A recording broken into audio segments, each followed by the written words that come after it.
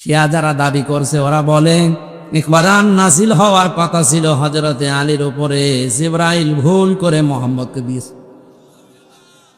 এই জন্য মুহাম্মদকে তো মানেই না। পাশাপাশি ওরা জিবরাইল ফেরেশতা কোরআন নিয়ে এসে ভুল করে ফেলেছে, যাকে দেওয়ার কথা তাকে না দিয়ে দিয়েছে মুহাম্মদকে, এই জন্য তাকেও শত্রু মনে করে। এতটুকু মানে না, এই জন্য আমরা জানি সবাই যে শিয়ারা কাফের। কি শিয়াদের ভেতরে 7টা গ্রুপ আছে, একটা গ্রুপ প্রকাশ্য গোপরি করে, আজকে মানে না ওরা।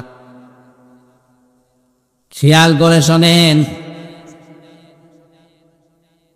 খ্রিস্টান যারা আছে হযরতে ঈসা আলাইহিস সালামকে তারা আল্লাহর সন্তান বলে ঘোষণা দিয়েছে, মরিয়ম আলাইহিস সালামকে তারা আল্লাহর স্ত্রী বলে ঘোষণা দিয়েছে। অথচ কোরআনে কারিমে আল্লাহ সূরা ইখলাসে জানিয়েছেন লাম ইয়ালিদ ওয়া লাম ইউলাদ, আমি কারো সন্তান না, আমি কাউকে জন্ম দেই না, আমাকেও কেউ জন্ম দেয়নি। এই আয়াত অনুযায়ী খ্রিস্টানরা যাই করুক কাফের, বলেন না কেন? সূরা হাসাবের 40 নম্বর আয়াতটা খেয়াল করেন, মা কানা মুহাম্মাদুন আবা আহাদিম মির রিজালিকুম ওয়ালাকির রাসূলুল্লাহ ওয়া খাতামান নাবিয়্যিন। এই যে এত বড় আয়াতের পৃথিবীতে যারা কাদিয়ানি দাবি করে ওরা কিন্তু মা কানা মুহাম্মাদ মানে, আবা আহাদিম মির রিজালিকুম মানে, ওয়ালাকির রাসূলুল্লাহ এইটাও মানে, খাতামান নাবিয়্যিন 4 নাম্বার যেটা তিনি শেষ নবী, এইটা ওরা মানে না। তাহলে এক আয়াতের 4 ভাগের মাত্র 1 ভাগ মানে না। ওরা কোরআন শরীফ অস্বীকার করে না, কাদিয়ানির এরকম না। ওরাও জানে কোরআন আল্লাহর কিতাব, আল্লাহ নাজিল করেছে, মুহাম্মদের উপরে নাজিল হয়েছে, অসুবিধা নেই। উনি এই দুনিয়ায় অ্যাডাল্ট কোন পুরুষের পিতা না। এজন্য আলা আহাদিম মির রিজালিকুম, আল্লাহ কিন্তু সিবিয়ান দেননি, রেজাল দিয়েছেন। সিবিয়ান বলা হয় শিশুদেরকে, রেজাল বলা হয় যে মানুষগুলো বয়স প্রাপ্ত হয়ে গেছে তাদেরকে। বিশ্বনবীকে আল্লাহ এই পৃথিবীতে কোনো প্রাপ্ত বয়স্ক পুরুষের পিতা বানাননি। কথা বুঝতেছে? আল্লাহ যদি এখানে সিবিয়ান দিতেন ওরা ভুল ধরতো, বলতো মুহাম্মদের তো ছোট ছোট সন্তান ছেলে ছিল, এ কোরআনে ভুল পাওয়া গেছে। কত সূক্ষ্ম বিষয় আল্লাহ ছাড় দেননি, এজন্য কিয়ামত পর্যন্ত এর ভেতরে কেউ ভুল বের করতে পারবে না। আমার মাঝে মাঝে কোনো আয়াত নিয়ে খটকা লাগলে আমার মনে হয় যে এই তো পাওয়া গেছে, একটু গভীরে গেলে দেখি না আমারই ভুল হচ্ছে। এখান থেকে কি শিক্ষা নিতে? তিনি অ্যাডাল্ট কোন পুরুষের, প্রাপ্তবয়স্ক পুরুষের পিতা না। হ্যাঁ, ওনার ছোট ছোট ছেলে ছিল, এটা আছে, কিন্তু এই জন্য আল্লাহ সিবিয়ান না দিয়ে দিয়েছেন রেজাল। 2 নম্বরে উনি এ পৃথিবীতে রসুল ছিলেন, এইটা ওরা মানে। কোনো অসুবিধা নেই যে মোহাম্মদ রসুল, কোনো অসুবিধা নেই, কিন্তু উনি শেষ রাসূল, শেষ নবী, এটা আমি মানি না। শেষ নবী, শেষ রসুল, এটা হচ্ছে গোলাম আহমদ কাদিয়ানী। এতটুকুর কারণে আমরা জানি সবাই এই দেশে খ্রিস্টানদের সাথে, ইহুদিদের সাথে যেমন বিয়ে দেওয়া জায়েজ নেই, এ কাদিয়ানীদের সাথেও আত্মীয়তা করা, বিয়ে দেওয়া আরো জোরে। সুতরাং ওরা দেশে যদি থাকে ইহুদিদের মতো, খ্রিস্টানদের মতো থাকবে, আমাদের কোনো অসুবিধা নেই, কথাও নেই। কিন্তু মুসলমান পরিচয় দিয়ে থাকলে কোরআনের এই আয়াতটা কেমন হয়ে যায়? আমার মাঝে মাঝে আয়াতগুলো নিয়ে চিন্তা আসে। ইহুদি, খ্রিস্টান, কাদিয়ানি, শিয়া যাই বলেন, এ মানুষগুলো পুরা কোরআন অস্বীকার করে না। 6666টা আয়াতের ভেতরে মাত্র একটা আয়াতের কেউ 4 ভাগের 1 ভাগ, কেউ 3 ভাগের 1 ভাগ, কেউ 2 ভাগের 1 ভাগ, এতটুকু মানে না, বিশ্বাস করে না। এই জন্য আমরা সবাই পৃথিবীতে জানি ইহুদিরা কাফের, খ্রিস্টানরা কাফের, শিয়ারা কাফের, কাদিয়ানিরা আরো জোরে। অথচ বাংলাদেশে জিহাদের আয়াত আল্লাহ কোরআনে 903 জায়গায় ডাইরেক্ট ইনডাইরেক্ট মিলে দিয়েছে। এই জিহাদকে আজ যারা জঙ্গিবাদ বলে চালিয়ে জাতির কাছে আলেমদেরকে কালার করার চেষ্টায় আছে, এরা টাটকা কাফের।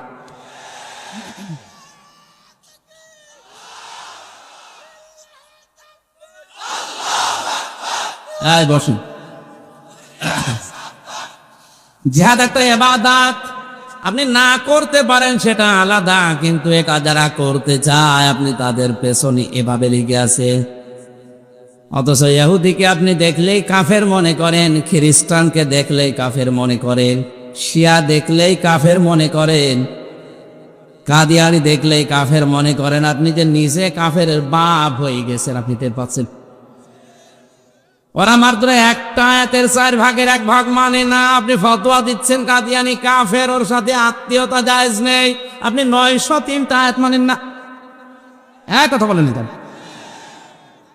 বিশ্বনবী মুহাম্মদুর রাসূলুল্লাহ সাল্লাল্লাহু আলাইহি ওয়াসাল্লামের কথা বলছিলাম। পৃথিবীতে প্রতিটি ইবাদত তিনি শিখিয়েছেন আর বলেছেন এইটা করলে তার ইবাদত ভেঙে যায়, নষ্ট হয়ে যায়। নামাজ ভেঙে যায় কয়টা কারণে?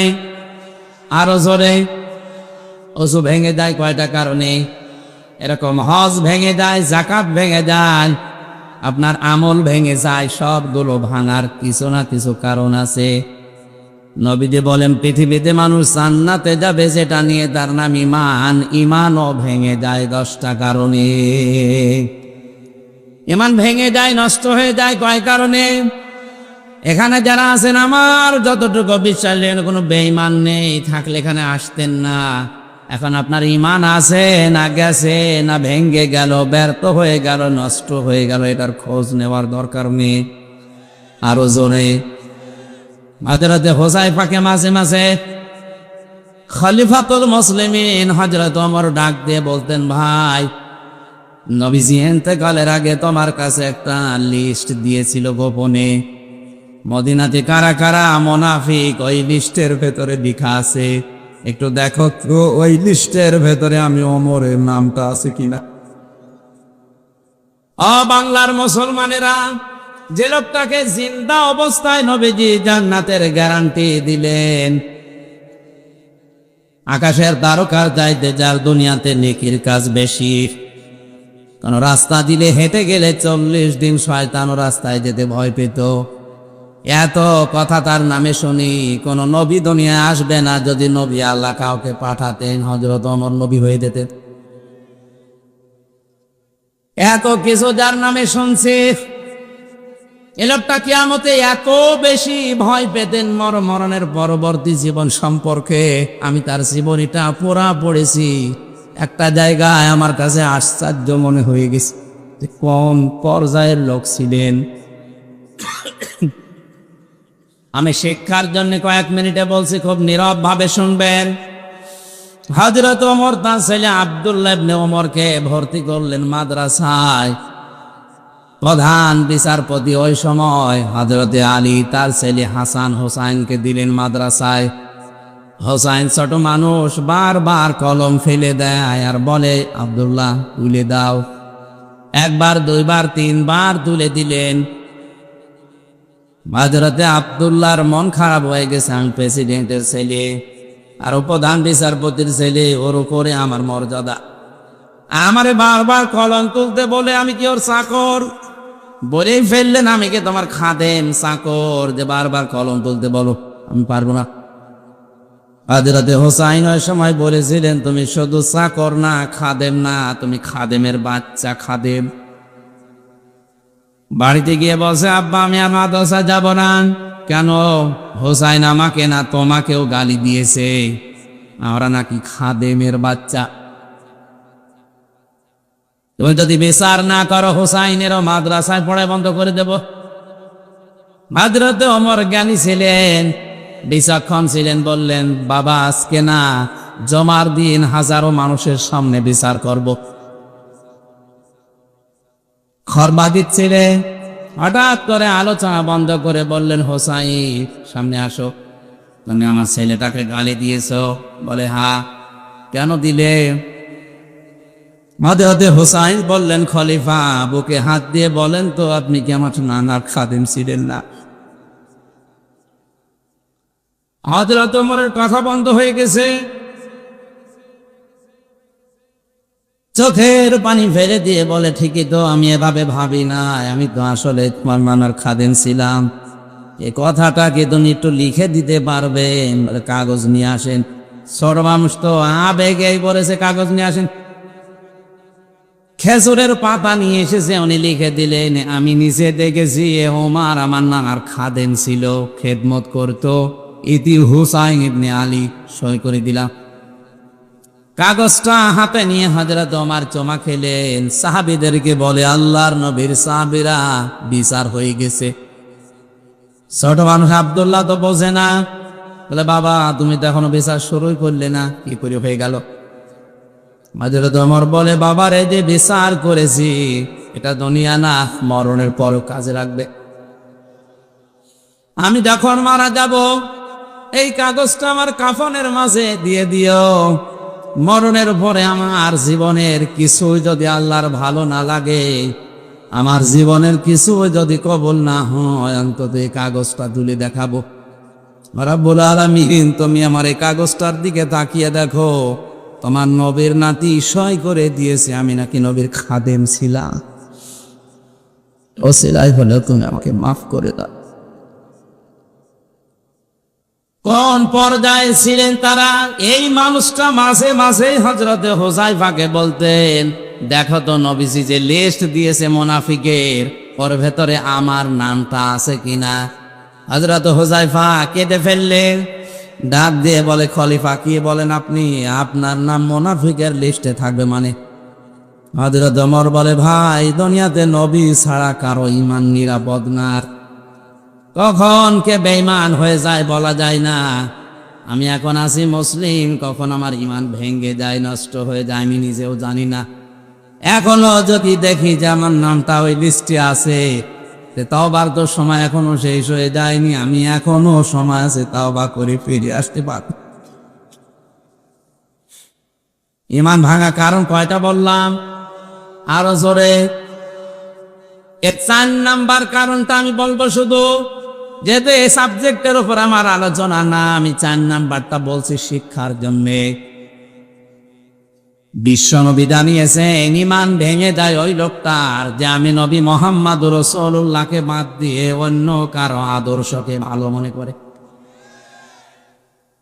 বগুড়াবাসী যদি বিবেক থাকে আর মাথায় মগজ থাকে, ভাবেন তো, বিশ্ব নবীকে বাদ দিয়ে অন্য কারো আদর্শ যদি কারো ভালো লাগে, পছন্দ হয়, ওর ঈমান আর নেই, ওটা বেঈমান হয়ে গেছে।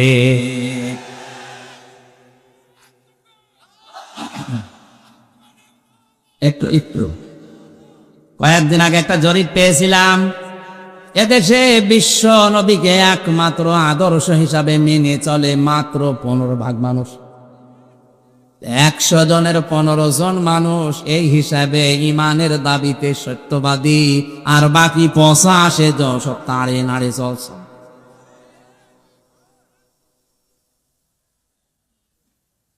আব্দুল্লাহ ইবনে উবাইয়ের নাম শুনলে আমরা ঘৃণা করি, অথচ তার পুরা জীবন পড়ে দেখেছি আমি তাফসীরে ইবনে কাসিরের ভেতরে, আমার দৃষ্টিতে শুধু একটা ভুল পেয়েছি। ওই লোকটার জীবনে কোনো ভুল আমি পাইনি, মাত্র একটা ভুল ছিল। ও নবীর মতো দাড়ি রাখতো, নবীজির পেছনে নামাজ পড়তো, নবীর সাথে রোজা রাখতো, ইফতারি করতো, ওর টুপি, জুব্বা, পাগড়ি, দস্তরখানা সব ছিল নবীর মতো। এমনকি নবীজি যখন যা বলতেন কারেন্টের মতো পড়তেন। বিশ্ব নবী একবার বলেছিলেন, আল্লাহর কাছে 2টা নাম কিন্তু প্রিয়, আব্দুল্লাহ আর আব্দুর রহমান। আলোচনা শোনার ফাঁকেই পেছন দিক থেকে দৌড় দিয়ে বাড়িতে এসে নিজের নাম, ছেলের নাম, নাতি ছেলের নাম, বাবার নাম সব পাল্টিয়ে রেখেছে আব্দুল্লাহ। নবীর কথা মানতো কম। কথা বলুন। এ লোকটা যখন মারা গেল, ওর ছোট্ট ছেলে এসে নবীজি মসজিদে নববীতে বসা, ডাক দিয়ে বলে, ইয়া রাসূলুল্লাহ, আমার বাবা মারা গেছে। নবীজি বললেন, কে? আব্দুল্লাহ ইবনে উবাই। আমার বাবা মারা যাওয়ার আগে 2টা কথা জানিয়েছে।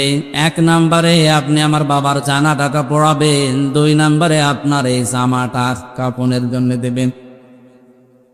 নবীজি বললেন ঠিক আছে, লাশ রেডি করো। জামা খুলে দেবেন। হযরত ওমর সহ 22 জন সাহাবী বসা ছিলেন, 21 জন দাঁড়িয়ে গেছে। এটা সিরাত ইবনে হিশামের ভেতরে আছে। সঙ্গে সঙ্গে হযরত ওমর জামা টেনে ধরলেন, না আপনি খুলে দেবেন না।